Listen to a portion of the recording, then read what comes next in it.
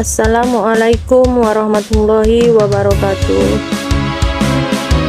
Rabbi shrah li sadri wa yassir li amri wahlul 'uqdatam min lisani yafqahu qawli. Baiklah mahasiswa-mahasiswi sekalian, pada pertemuan kali ini kita akan membahas tentang membiasakan diri berperilaku positif sebagai implementasi dari pemahaman mengenai sifat Allah Subhanahu wa Ta'ala yang terbilang dalam Al-Azim, Al-Kabir, Al-Karim, dan Al-Malik. Jadi dalam pembahasan ini kita akan mengajarkan kepada peserta didik kita bagaimana Allah itu bersifat Al-Azim, Al-Kabir, Al-Karim, dan Al-Malik. Baiklah, kita akan bahas satu persatu tentang sifat Allah tersebut. Mengenal sifat Allah Subhanahu wa Ta'ala. Allah Subhanahu wa Ta'ala memiliki banyak sifat yang terbilang dalam Al-Azim, Al-Kabir, Al-Karim, dan Al-Malik. Sifat-sifat ini menggambarkan kebesaran dan kemuliaan Allah Subhanahu wa Ta'ala serta memberikan pandangan tentang bagaimana kita harus berinteraksi dengannya. Dalam slide ini kita akan membahas secara ringkas mengenai 4 sifat Allah Subhanahu wa Ta'ala yang terbilang dalam Al-Azim, Al-Kabir, Al-Karim, dan Al-Malik dengan bahasa yang mudah dipahami.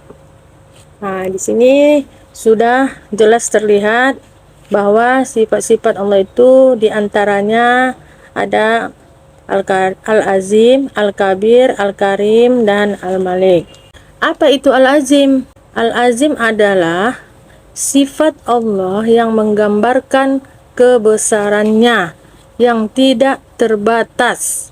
Allah Subhanahu wa Ta'ala adalah Sang Pencipta alam semesta dan segala isinya, sehingga kita sebagai makhluknya harus selalu mengagungkannya dan merendahkan diri di hadapannya.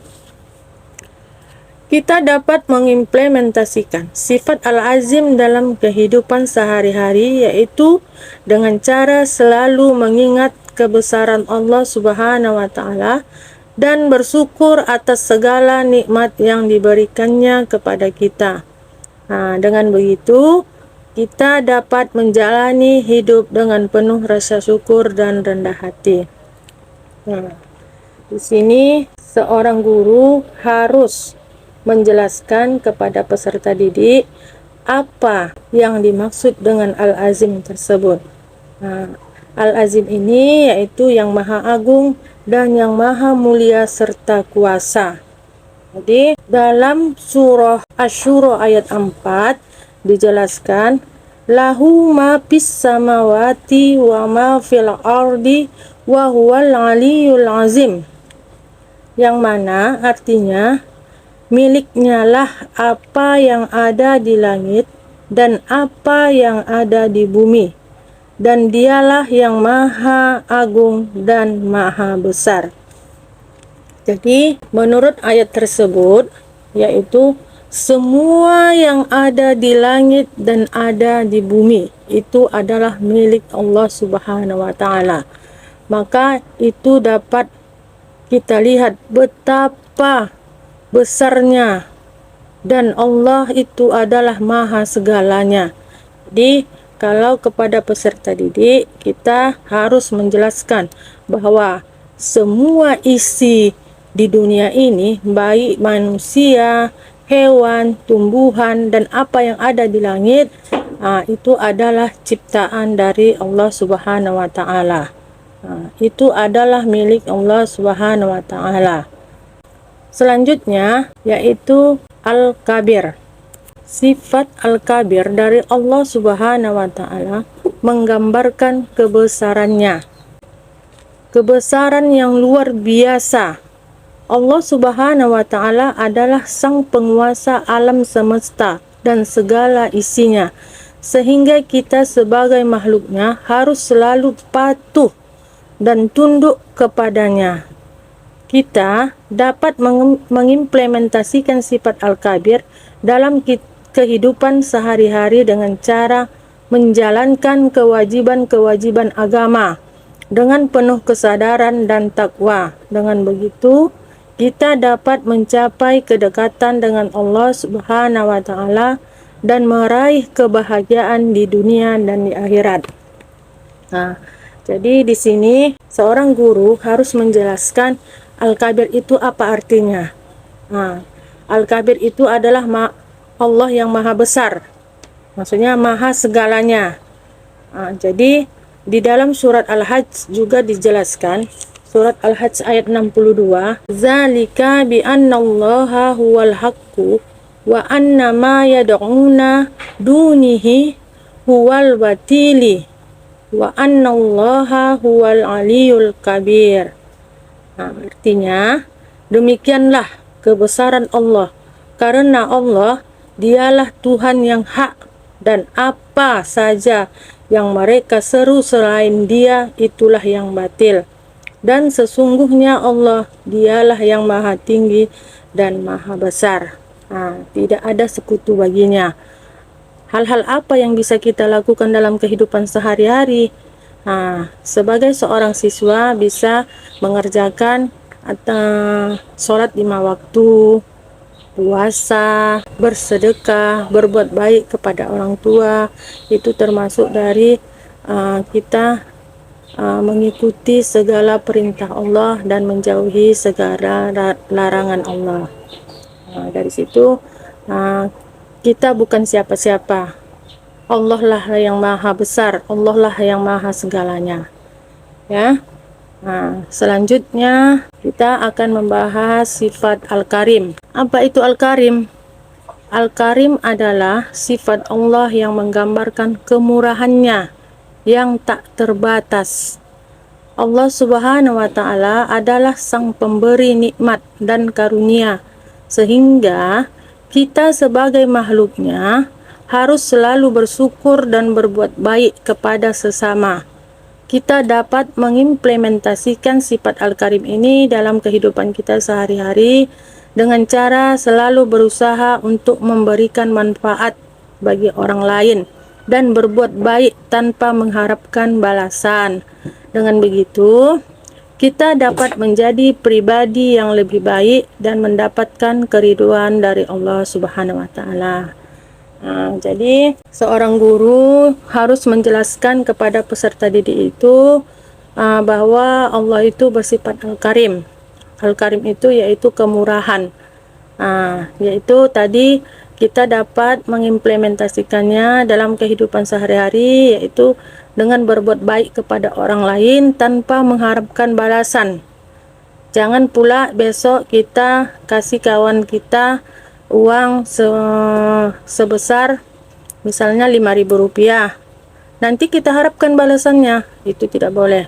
Jadi memberilah tanpa ada mengharapkan balasan dari orang tersebut, karena Allah akan memberikan balasan yang setimpal kepada orang-orang yang memberikan kemudahan kepada orang lain.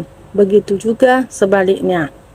Jadi sifat Al-Karim ini bisa terlihat pada surat Al-Infitar ayat 6, yaitu ya ayyuhal insanu ma kharraka bi rabbikal karim, yang artinya hai manusia, apakah yang telah memperdayakan kamu atau berbuat durhaka terhadap Tuhanmu yang maha pemurah. Jadi di situ sudah jelas ya. Kita tidak boleh melanggar apa yang sudah diperintahkannya. Justru kita harus merendahkan diri dan tawadu kepadanya. Selanjutnya yaitu sifat Allah Al-Malik. Apa itu Al-Malik? Al-Malik itu yaitu sifat Allah yang menggambarkan kekuasaannya yang mutlak. Mutlak. Allah Subhanahu wa taala adalah sang penguasa segala-galanya, sehingga kita sebagai makhluknya harus selalu tunduk dan patuh kepadanya. kita dapat mengimplementasikan sifat Al-Malik ini dalam kehidupan sehari-hari, yaitu dengan cara menjalankan kewajiban-kewajiban agama dengan penuh tanggung jawab dan kesadaran.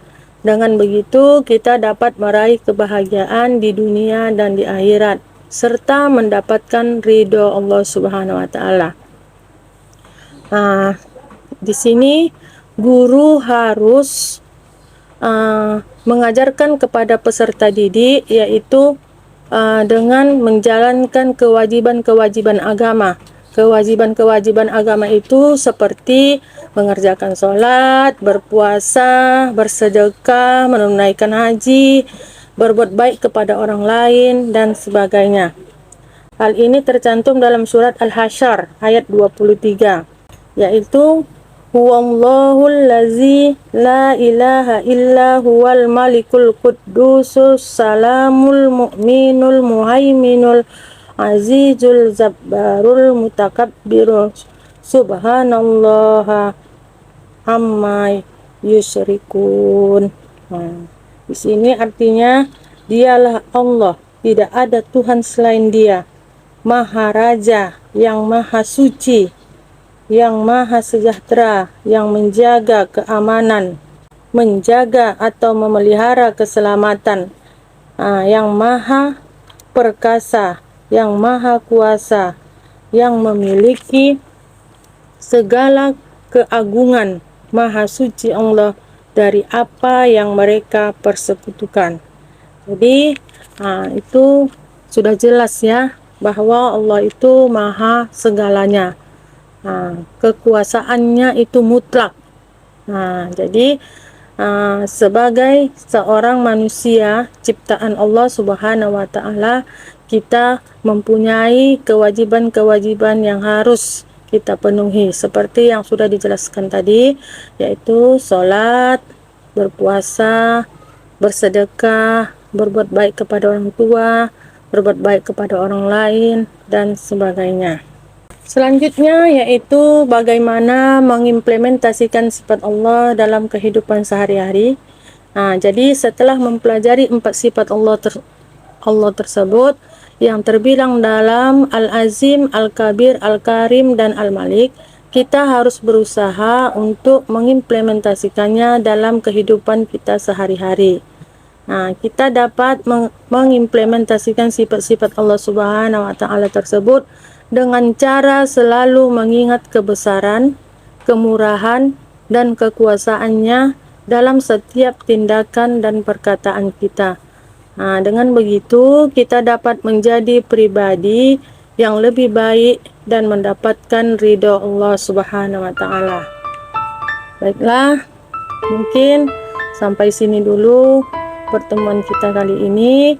Lebih dan kurang saya mohon maaf. Wallahul muwaffiq ila aqwamit thoriq. Assalamualaikum warahmatullahi wabarakatuh.